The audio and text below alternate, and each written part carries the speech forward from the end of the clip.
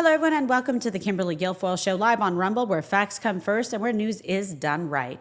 And we begin with big breaking news out of New York, where President Trump won a huge victory today when a New York appeals court threw out the more than $500 million fine he owed in Attorney General Letitia James' baseless business fraud case.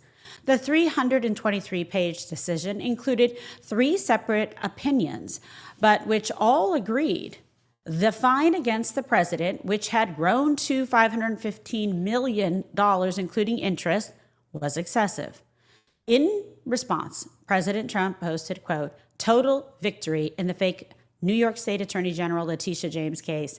I greatly respect the fact that the court had the courage to throw out this unlawful and disgraceful decision that was hurting business all throughout New York State." Meanwhile, the New York AG has mounting problems of her own as she faces an investigation for allegedly lying on a mortgage application to get a lower interest rate. And that is not all happening on the financial front, as the Trump administration is taking even more steps to restore integrity to our legal and banking institutions by making it clear that if institutions debank or punish customers for their political views, there will be consequences. Watch.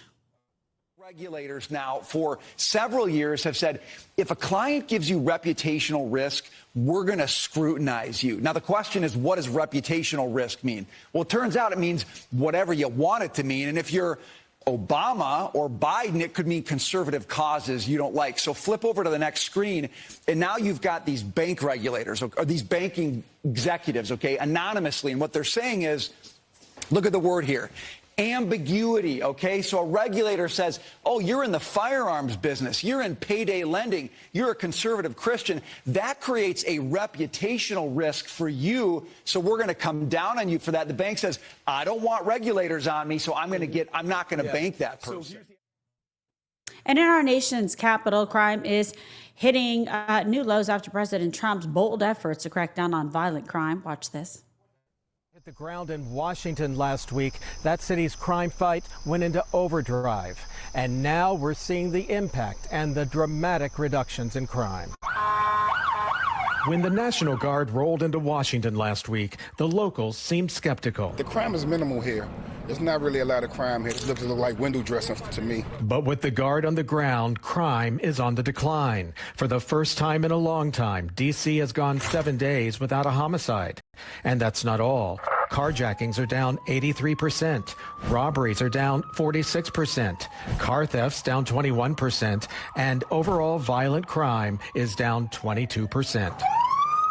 When you have these kind of numbers going down, it basically says this is a success, and that means people feel safer. Like many big cities, Washington's police department is critically short-staffed. People who don't feel safe aren't free. Sergeant Betsy Smith with the National Police Association says it is ripe for federal help. More police generally equals less crime.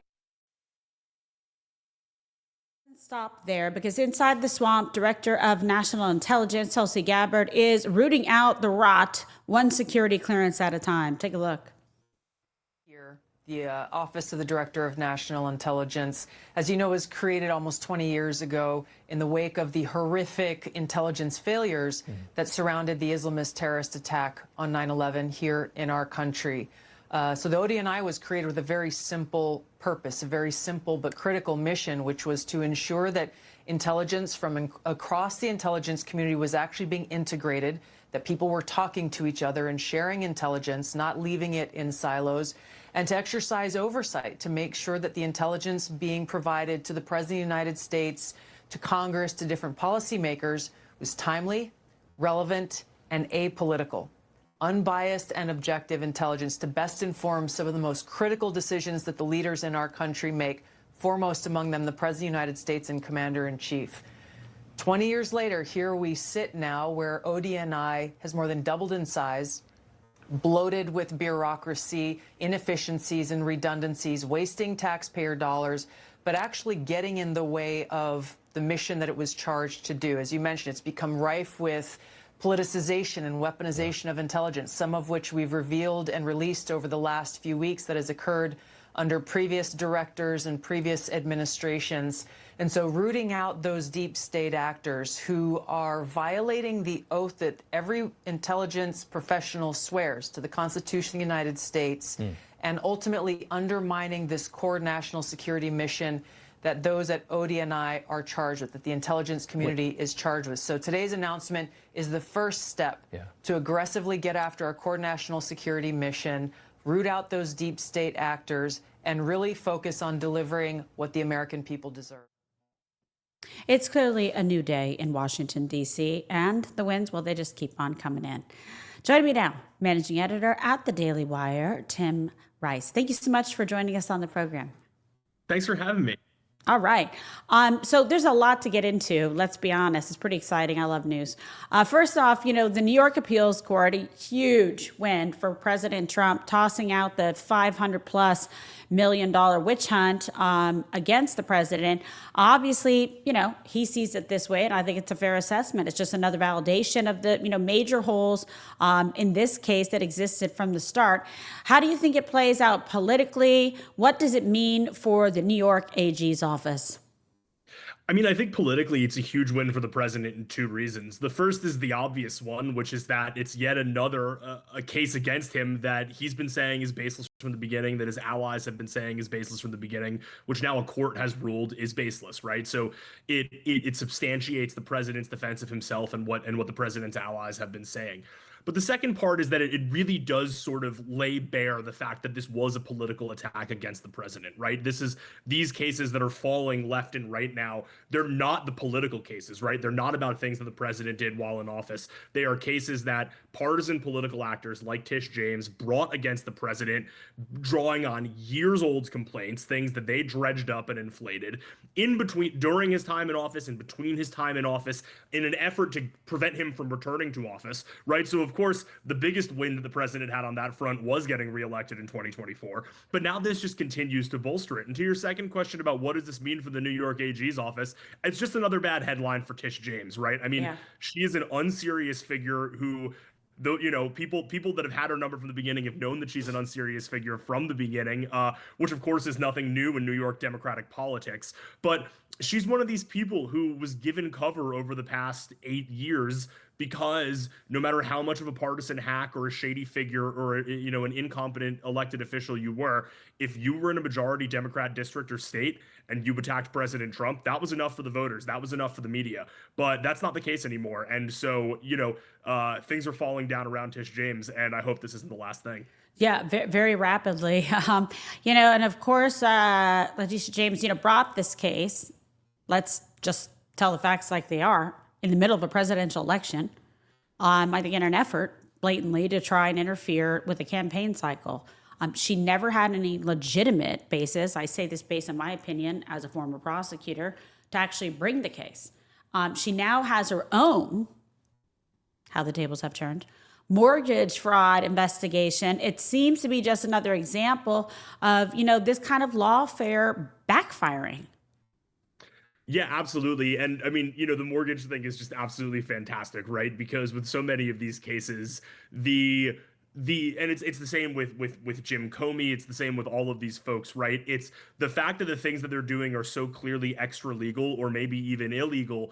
Their defense of themselves is grounded so often in the fact that I am the law, I am justice, right? It's like Dr. Fauci saying I am science, right? So we Americans are just supposed to roll over and accept what the Jim Comeys and the Letitia Jameses of the world say, not because they're showing us the case law, not because they're showing us the constitutional precedent, but because they are the white hats fighting for truth, justice, in the American way, and Donald Trump is this big evil bully who is in the White House doing wrong. And millions of people believe this, right? The media seem to believe this. Democrat voters seem to believe this. Oh, well, she's putting herself out there. She's going against the president. And of course, that's obviously been nonsense from the beginning. President Trump doesn't jail his political opponents. It's his political opponents who are trying to jail him. But But again, it's just so much more delicious. The fact that in the midst of all this, we also realize that she's being accused of doing something illegal. That's unbelievable. I mean, honestly, just think about us us. covering all of this, and now look at it's come full circle.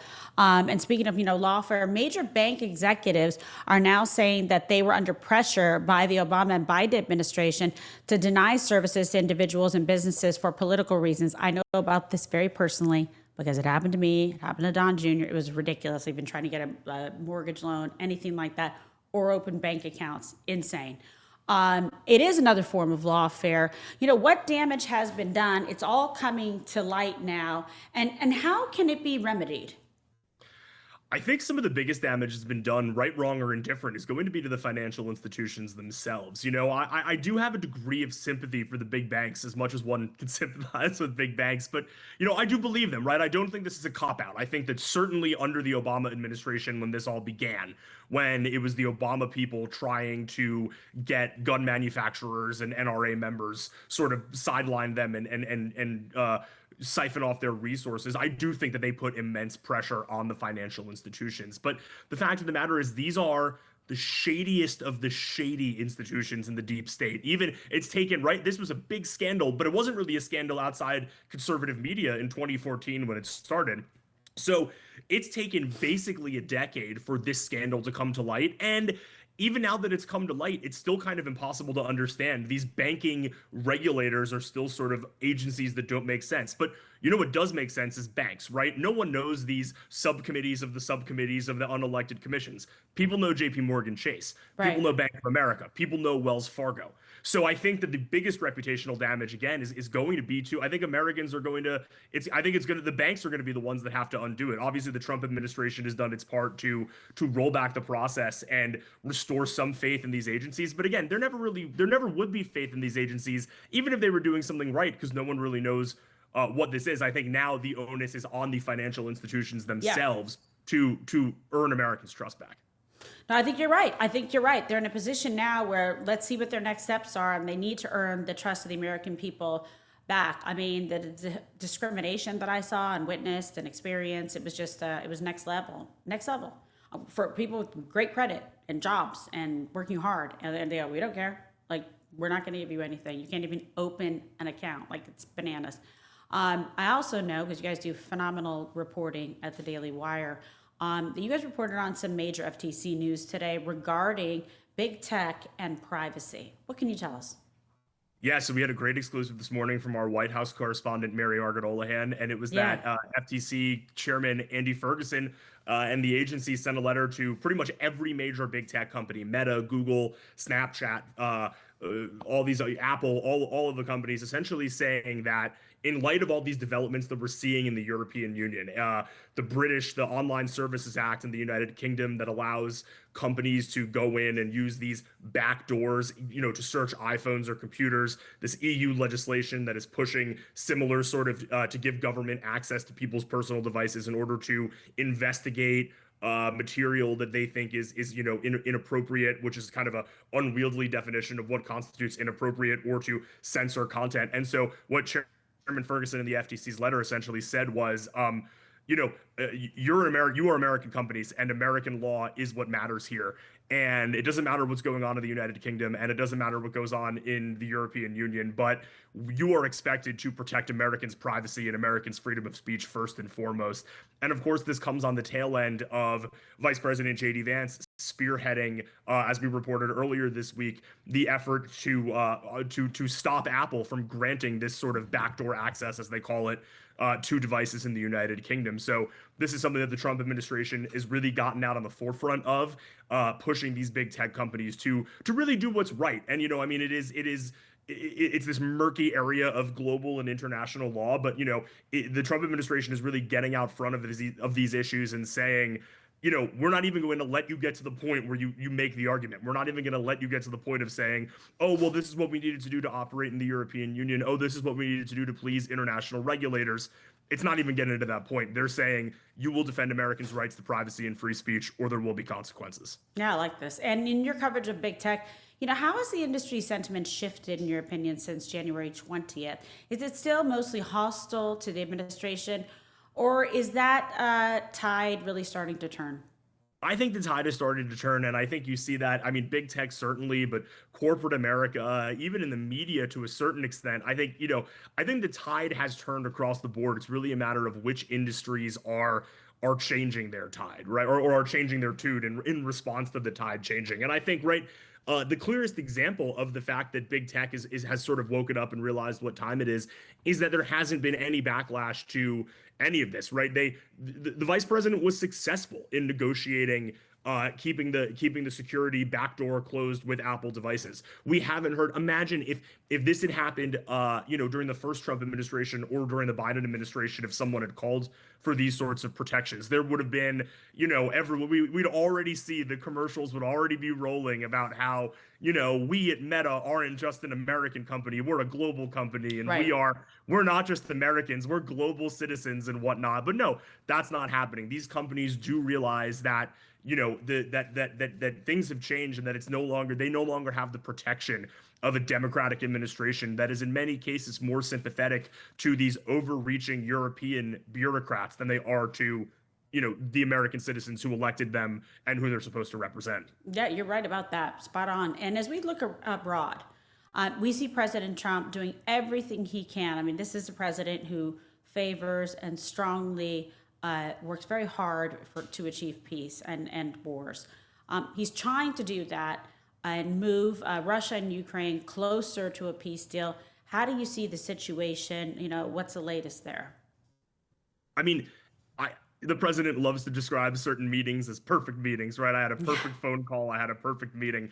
I think this week's meeting with Zelensky and with European leaders was about as close to a perfect meeting as you could get. We had the nastiness of February was put behind us. But with everybody sort of on board, right? President Trump was good-natured about it. President Zelensky was good-natured about it.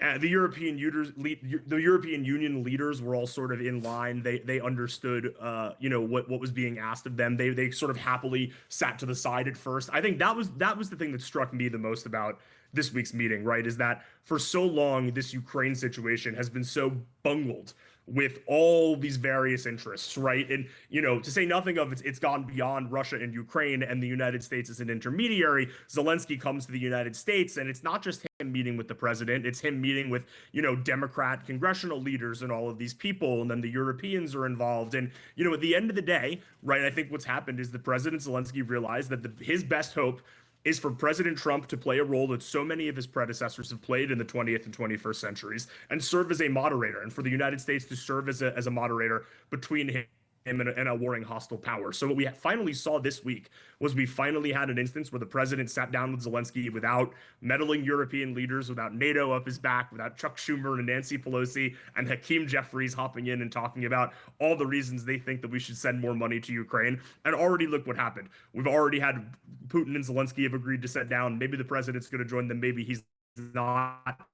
That's something those three leaders can decide down the line. But I think that, it was an important and necessary first step towards finally bringing this conflict to an end.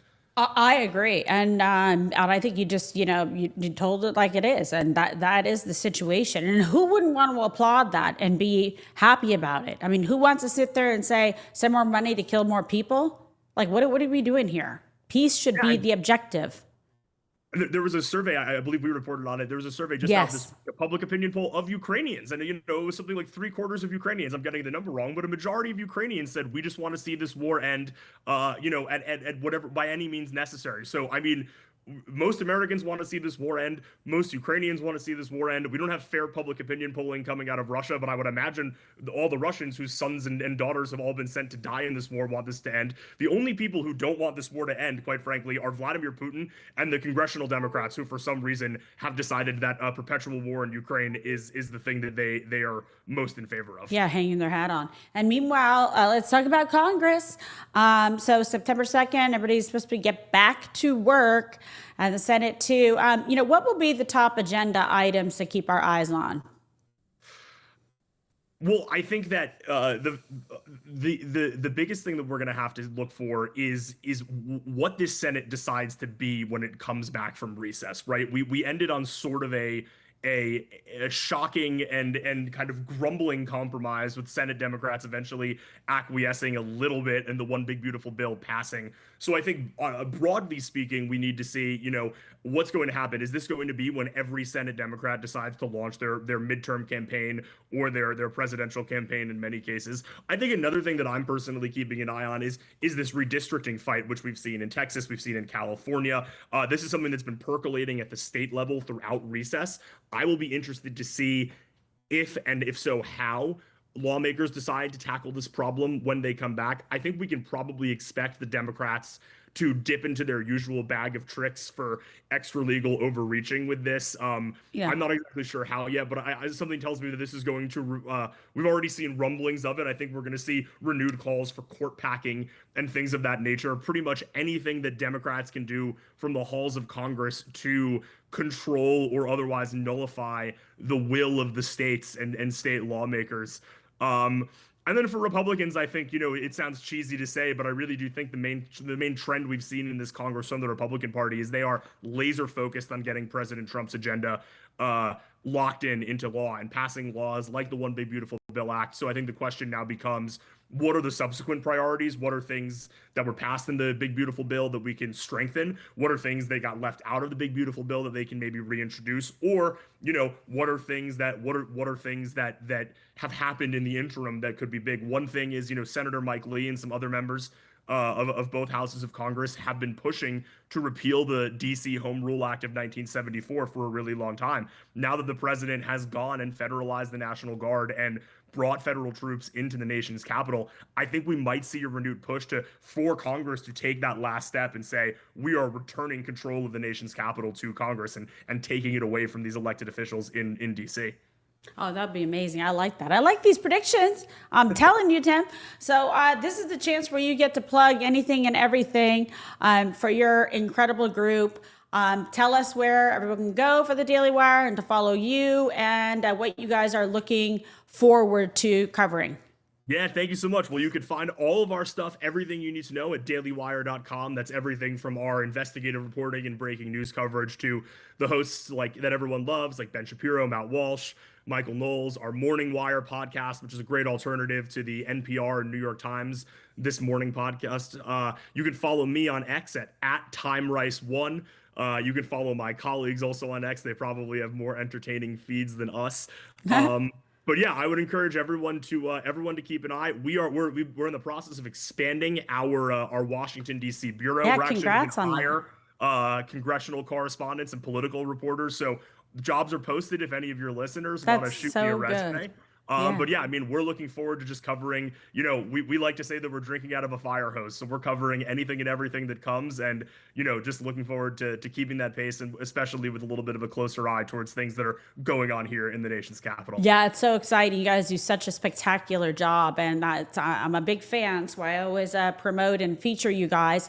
And I appreciate you making the time, as busy as you are, to come on the program. I know all of my viewers and listeners absolutely love it. Tim Rice, thank you so much. And we'll continue covering all of this. Look forward to having you on again.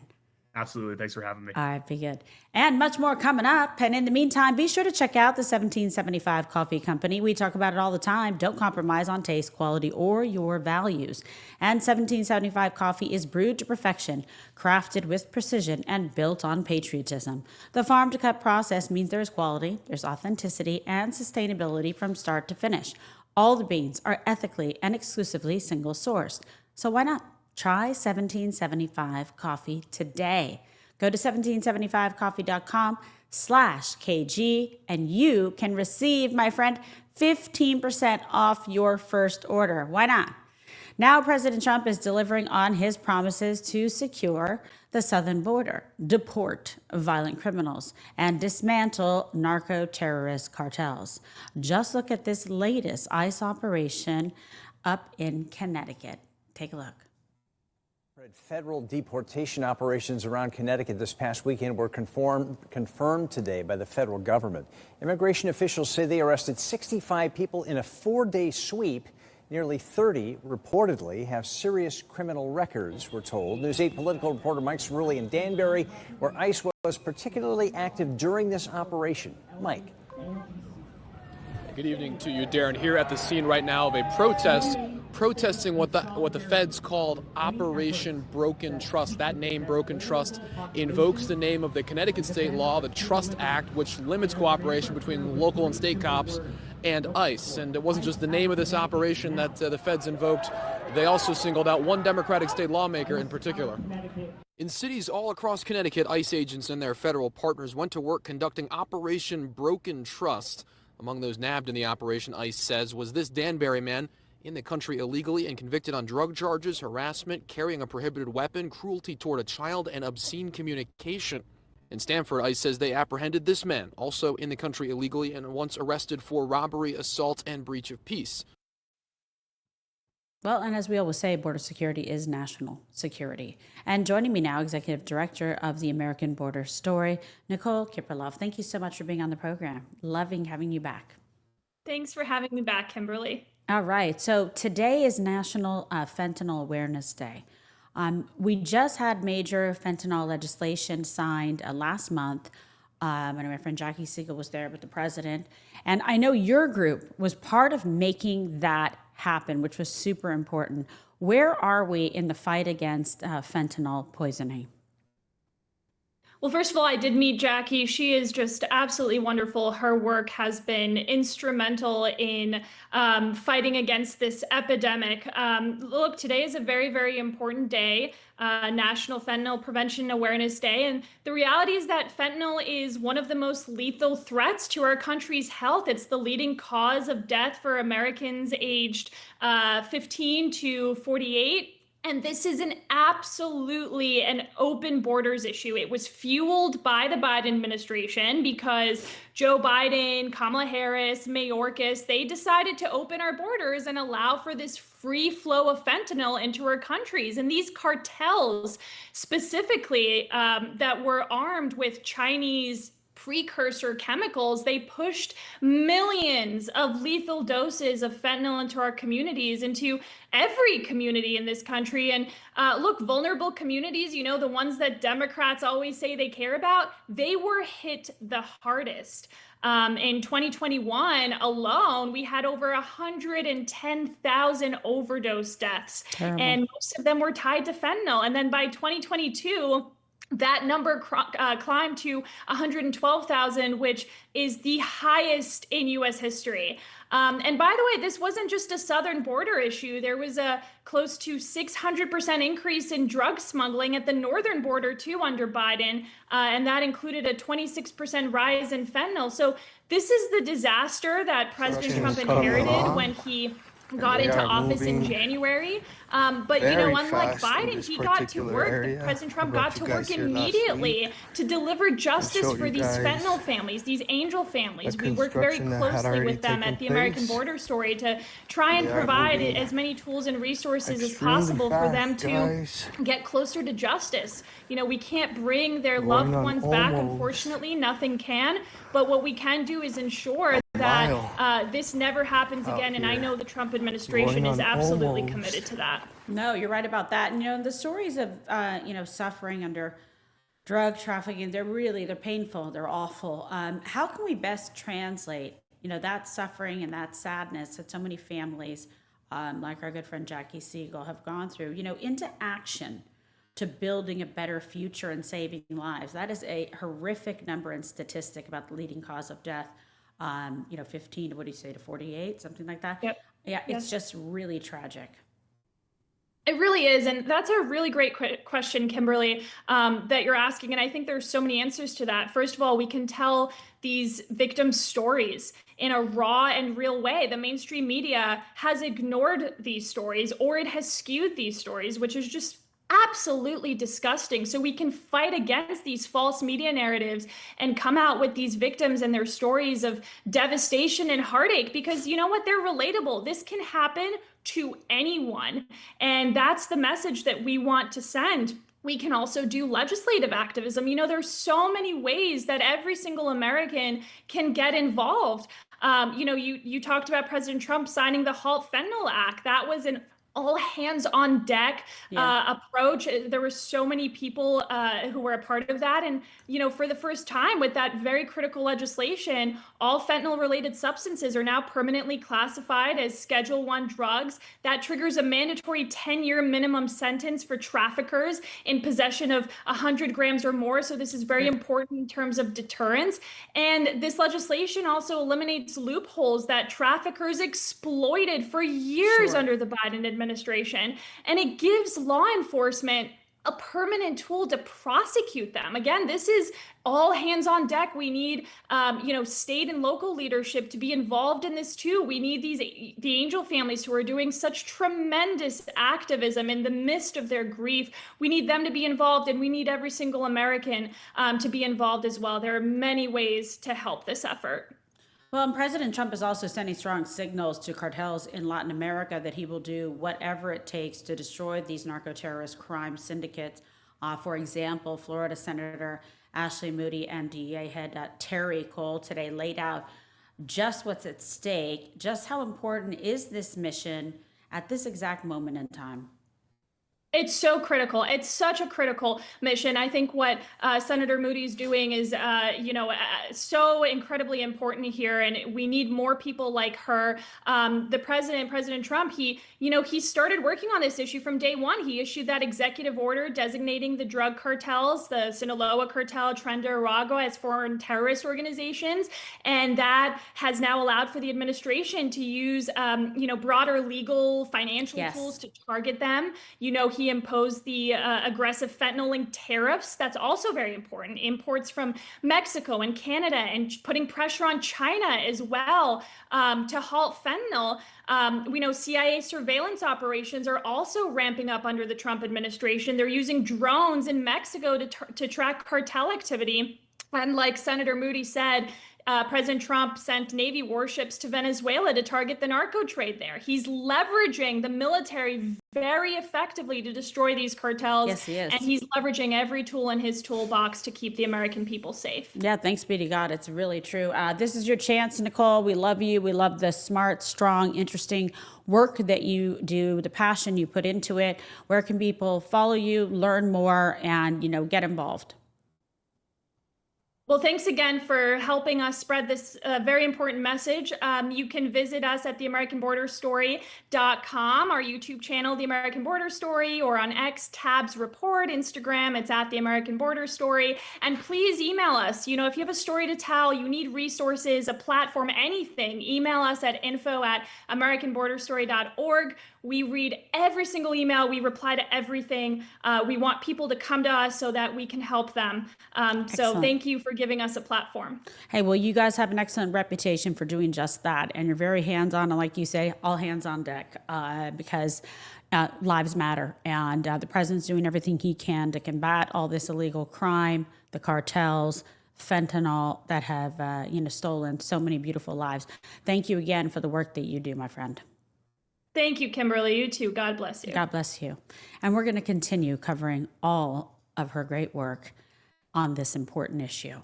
And in closing, President Trump is doing what he said he was going to do, securing the border, reducing crime, and protecting we, the American people.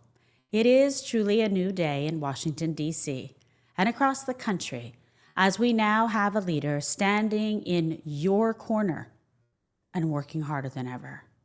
I want to thank you so much for joining us today and spending time. Please be sure to download the Rumble app, subscribe to my channel, turn on notifications, like and share, and tell all your friends so they know exactly where to find us. And please also be sure to follow me across all platforms: X, Truth Social, Facebook, Instagram, and TikTok. Stay tuned to Rumble for all the very latest breaking news coverage. It was a big one today. And don't miss Don Jr.'s big show, 6 p.m. Eastern tonight. I hope you have a great rest of the day, and I'm looking forward to talking to you again very soon. God bless.